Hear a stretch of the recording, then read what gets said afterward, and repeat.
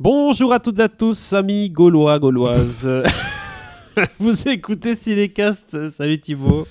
Salut Guillaume, bonjour à toutes et à tous. Ah oui, vous écoutez Est-ce que vous aujourd'hui. êtes prêts? Cinécast, c'est le podcast qui chaque semaine vous recommande des films à voir au cinéma, en streaming ou VOD. Aujourd'hui, on vous parle d'un gros morceau du cinéma français. Va-t-il sauver le cinéma français? C'était à la couverture de certains magazines récemment. Oui, et la réponse est non, pas celui-là. Non mais oh, tu vas trop vite. Ça Mais sort non. au cinéma le 1er février en Belgique et en France. On avait déjà bien teasé tout le monde dans le podcast sur les films attendus de l'année. Oui. Je pense que tout le monde avait déjà Moi, compris que Moi, non, je parle aussi aux nouveaux ça venus. ne va pas être un bon film. Ceux qui ont cliqué ici par mégarde Oui, c'est vrai. et qui sont en train de nous découvrir et qui se disent c'est qui ces deux Gugus. Oui, on vous parle d'Astérix et Obélix, l'Empire du Milieu, le film de Guillaume Canet, avec Guillaume Canet en Astérix, Gilles Lelouch en Obélix et Vincent Cassel en Jules César. On va pas faire tout Oui. le casting, mais ça Et va une être long. chier d'autres comédiens du cinéma français. Oui, et certains noms qui font un peu peur, Zlatan Ibrahimovic, Orelsan, tu te dis oula, mais qu'est-ce qu'ils font Oui. dans ce film? Bref, de quoi ça parle? On est en 50 avant Jésus-Christ. L'impératrice de Chine est emprisonnée suite à un coup d'État qui a été formaté par Dancing Queen. Déjà, ça commence mal. Oui, comme la chanson d'Abba. Un prince qui veut être calife à la place du calife, entre guillemets, c'est plus ou Oui, moins ça. oui. Et aidé par Grain de Maïs, le marchand phénicien. Grain de Maïs est joué par Jonathan Par Patrick Balkany. Ah non. Jonathan Cohen Oui. Grand Mace, le marchand phénicien, et par sa fidèle guerrière Tatane, la princesse Fouilly, fille unique de l'impératrice, s'enfuit en Gaule pour demander de l'aide aux deux valeureux Gaulois. On l'a bien compris, Astérix et Obélix, de cela va naître toute une aventure avec Jules César qui traîne dans le coin, bien évidemment. Je propose qu'on se regarde un extrait de cette bande-annonce. On s'accroche.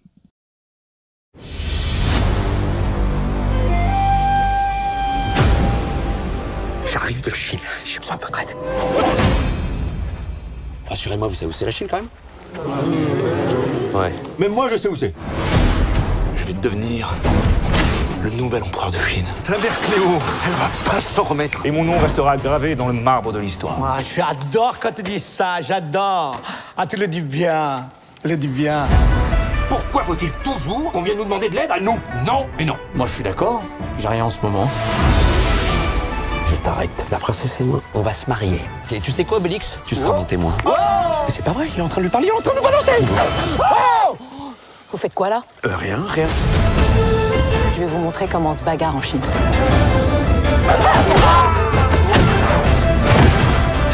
Moi aussi, je suis amoureux.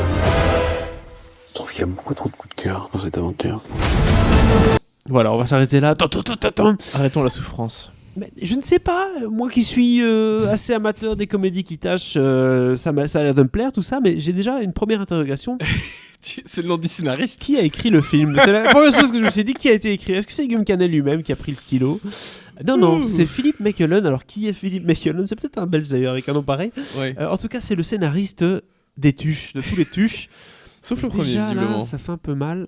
En effet, sauf le premier, parce que le premier c'était Barou. Prête-moi ta main. Oh là, un plan parfait. Ouh. Oui, voilà, un scénariste qui tâche bien et qui nous a pondu ce petit Astérix et Obélix avec l'aide, je ne sais pas comment, de Albert Uderzo, mais en tout cas il est crédité comme scénariste. Voilà pour démarrer. Non, mais c'est pas comme scénariste. Je c'est- sais, bien sûr, c'est inspiré de son œuvre, n'est-ce pas? Voilà. Alors, qu'y a-t-il à dire sur ce film, Thibaut? Première question. Quand on voit le casting avec plein de stars, il y a Angèle et tout, Oui. on pense un peu à Astérix aux Jeux Olympiques. Tu te rappelles de ce film-là qui Oui, était oui, un bien sûr. désastre industriel? C'était un désastre industriel. Avec Tout à fait. Zidane qui jonglait, etc. Des trucs comme ça, Oui. ça avait no sense. Oui, c'était pas Est-ce très qu'on très est bien. dans le même délire là, ou bien c'est plutôt des petits caméos sympathiques, des petits clins d'œil qui passent mieux? Est-ce que tu me demandes si je préfère Astérix et Obélix aux Jeux Olympiques ou celui-ci? Non, je me demande si tu demandes, tu Ça- préfères celui-ci. Écoute, non, je ne préfère pas celui-ci. C'est ça qui est dramatique. Aïe, parce Je que- trouve que c'est encore pire que Astérix et Obélix et les Jeux Olympiques. Et pourquoi? Allons-y, faisons une comparaison, plan pour plan. Alors, par où commencer? Vas-y.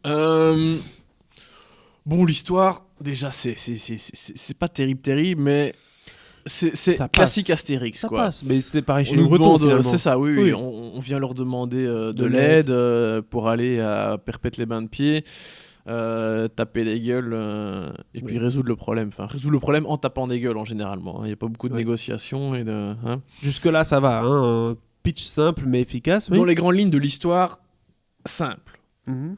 Basique. Oui, merci. Il le D'ailleurs, dit. il est dans le film.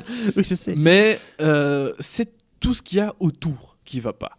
D'accord. C'est-à-dire déjà tout ce qui est les vannes, le comique de situation, tous ces trucs-là, ça tape systématiquement à côté. Donc le film n'est absolument pas drôle.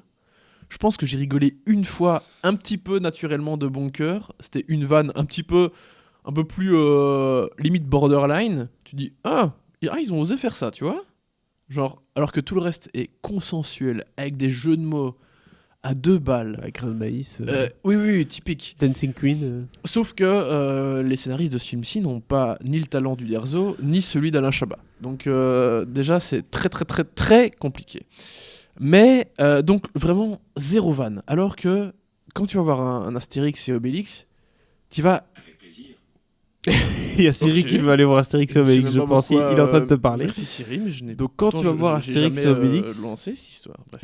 Il t'a écouté avec beaucoup de passion. C'est Guillaume Canet qui a trafiqué ton iPhone pour te faire taire. Peut-être. Bref. Non mais tu vas quand même pas voir un Astérix et Obélix pour le grand spectacle. Non, Mais va beaucoup pour l'humour. Oui, mais tu vas pas non plus pour le côté potage. Tu vois ce que je veux dire. D'ailleurs, au service de Sa Majesté, le précédent Astérix, Que je n'ai pas vu. qui était bien. Ouais. Honnêtement, c'était sympathique. Bon, ça va pas à Chabat, hein, mais c'était bien. Ça faisait le boulot. Il y avait des bonnes vannes, il y avait des bons trucs, franchement, des bonnes trouvailles. Avec Edouard Baird dans le rôle d'Astérix, c'était. Ça marchait. Donc, parce qu'il respectait un petit peu les personnages, il respectait l'univers, tu vois, ça déconnait, mais dans les limites d'Astérix et Obélix. Ouais. Et là, j'ai l'impression qu'on est sur la chaîne de McFly et Carlito. Et alors, c'est ça aussi. Il y a tous ces seconds rôles, ces gens qui viennent cachetonner, faire un petit caméo par Fit and sympathie. fun, comme on dit dans le milieu. T'as l'impression que c'est fait pour des ados, pour des youtubeurs, par des youtubeurs, mais des gens qui n'ont aucun sens du cinéma. Aucun sens de la narration, ce qui est assez étonnant parce que Guillaume Canet, il a globalement pas fait beaucoup de bonnes choses en tant que réalisateur, mais il en a fait de bonnes quand même. Ne le dit à personne, évidemment. Mais là, vraiment, ça n'a ni queue ni tête. T'as l'impression de voir des TikTok collés les uns aux autres. C'est ça. Faire la petite vanne, on se casse, on passe au truc après. Sauf que la petite vanne, elle est même pas drôle. Écoute, vu qu'on est quand même dans une génération TikTok et que la cible de ce film, c'est les adolescents, très clairement, voire même les préadolescents, réponse à la sortie du film, j'ai envie de dire. Est-ce que ça va prendre Oui, mais c'est pas tout. Bien sûr. C'est pas tout. Pour ce film-là, oui. Hein, Mais parce il vise pas la Palme d'Or, tu vois ce que je veux dire. Non, il vise pas la Palme d'Or, mais peut-être que ça va plaire aux gens, mais je suis pas sûr que... Alors peut-être que les jeunes, bizarrement, aller voir McFly et Carlito, Angèle... Big Flo et Oli et Orelsan et Zlatan, ça va les faire marrer. Mais est-ce que ça suffit à te faire un succès de film ? Je pense pas. Et puis il y a les parents qui vont venir avec vont avoir une sacrée surprise en tout cas. Ouais. Mais il y a un truc aussi qui, pour moi, n'avait pas... Enfin, c'est un problème qu'il n'y avait pas dans les films précédents d'Astérix et Obélix, c'est que c'est dégueulasse. C'est vraiment visuellement infâme. Ça a l'air d'être très très les green décors screen. sont horribles et les costumes, mais vraiment t'as l'impression qu'ils ont été chercher un bout de tissu Chez Zeman, ouais. chez Zeman, qu'ils ont fait, ils ont coupé dedans et ils ont fait une tunique. Mais enfin, t'as pas l'impression, et c'est très méchant ce que je vais dire, hein, je suis désolé, mais t'as pas l'impression qu'il y a une équipe de costumiers professionnels derrière, quoi. Où sont les 60 millions d'euros, oui. Le film a connu un gros problème, c'est le Covid. C'est-à-dire que c'est arrivé au mauvais moment. Il devait aller tourner en partie en Chine et tout. Enfin voilà, il dit ok, cool. Et puis finalement, je pense qu'ils ont tout tourné en studio ou presque dans la banlieue parisienne ou je sais pas où, enfin peu importe. Et donc vraiment, c'est moche. Même un bout de forêt dans la jungle chinoise, ça ressemble à rien. Quoi. Alors qu'ils ont vraiment tapé, ils ont tapé un caillou, un faux caillou, et le reste c'est que du CGI. Et t'es là, mais waouh. Ouais. Et même des trucs basiques de décors, de bâtiments, c'est vraiment pas beau, quoi. Donc les costumes sont moches, les décors sont dégueulasses, la photo est moche aussi. C'est pas drôle, mais vraiment pas drôle. C'est pas très très bien joué non plus. Il y en a qui sont en roue libre, hein. Vincent Cassel, qui honnêtement... je le dis quand même assez souvent, c'est un de mes acteurs préférés. Mais ces dernières années, j'ai de plus en plus mal, hein. Vincent, faut faire quelque chose là. Il faut qu'il retourne à Acteur Studio un petit peu. Mais ils sont tous en roue libre, hein. Marion Cotillard en Cléopâtre, c'est n'importe quoi. José Garcia, à la limite, avec son accent dégueulasse, on dirait je sais pas si c'est portugais ou je sais pas quoi. À la limite, c'est tellement hors sujet que à la limite, c'est peut-être un petit peu Ça drôle. passe. C'est too Mais- much, mais dans le bon sens. Mais tout le reste, c'est compliqué, quoi. Gilles Lelouch, c'est pas le pire des Obélix, mais Mais il n'y en a pas eu beaucoup. mais Hein. j'ai du mal, hein. J'ai vraiment du mal. C'est quand même pas Gérard Depardieu, hein. C'est pas le pire des Obélix, il y en a Non. que 2. C'est que le deuxième, il n'y en avait pas eu un autre. Non, Depardieu avait Depardieu fait a même jusque- fait le service à Sa Majesté. ouais. D'accord, ok. C'était- Enfin, il bah, était tu là. vois. Et ça vaut pas Christian Clavier. Enfin, Canet vaut pas Christian Clavier en Astérix, quoi. Non, ça c'est Bon, après, sûr. Christian Clavier maintenant ne vaudrait plus Christian Clavier non moi, plus. moi, je trouve que le choix Guillaume Canet, Gilles Lelouch, Vincent Cassel, en fait, les choix de casting pour les rôles principaux fait sens, y compris Jonathan Cohen dans le rôle du sidekick un peu rigolo débilos, parce que finalement, c'est ce qu'il fait bien.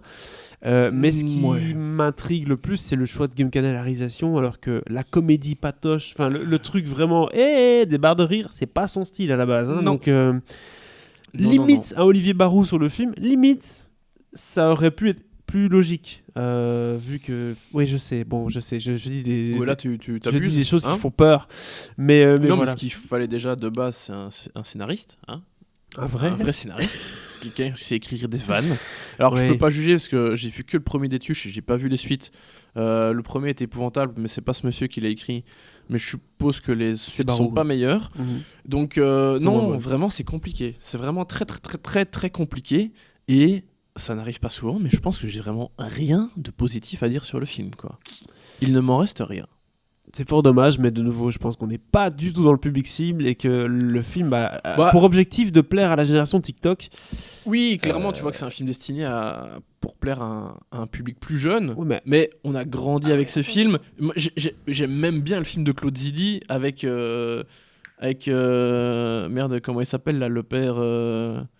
Tu sais, celui qui faisait le centurion romain là, et on lui faisait chica aïe aïe aïe là, et il y avait. mon Dieu. Ah oui, Et puis il y avait Roberto Benigni dedans. Enfin, tu vois, Astérix et Obélix contre Jules César. Et je parlais de premier, Jean-Pierre quoi. Castaldi. Oui, le premier. Le premier, pardon. Même celui-là, c'est un autre niveau que celui-ci, quoi. Oui, ça vois respectait un peu le... Donc on est quand même de base la génération Astérix au cinéma.